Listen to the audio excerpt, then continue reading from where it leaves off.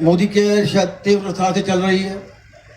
कुछ ही दिन बचे हैं जब हम इंग्लैंड में खोल रहे हैं।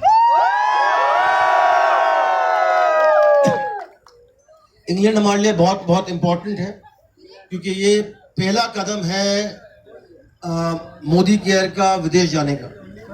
ये थाईलैंड नहीं, सिंगापुर नहीं, दुबई नहीं, पर इंग्लैंड काफ़ी दूर है। और इसका भी एक बड़ा कारण है कि हम इंग्लैंड क्यों जा रहे हैं।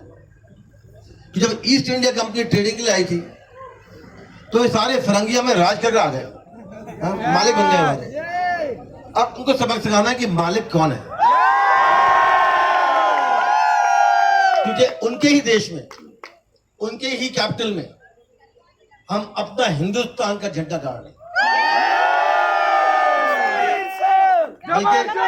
बल्कि मुझे लगता है कि जितना मोदी केयर के सेंटर में पैसा डाल रहे हैं वहां पर किसी भी फिरंगी की औकात ही नहीं है। हमारा पहला सेंटर जो है छोटा सेंटर है, करीबन 5,000 स्क्वायर फीट का सेंटर है। हम करीबन उसमें कम पैसा खर्च कर रहे हैं, करीब 15 करोड़ रुपया डाल रहे हैं उस सेंटर में। तो मुझे लगता नहीं कि किसी दुकान में विधायक में 15 रुपए तो लगेंगे डालने की क्षमता होगी। और ये सब कुछ पॉसिबल है आप लोगों के द्वारा, कि आप लोगों ने ये जरूर हमें मुझे मोदी की टीम को ये विश्वास दिया है कि जो हमसे टकराएगा चूर चूर हो जाएगा।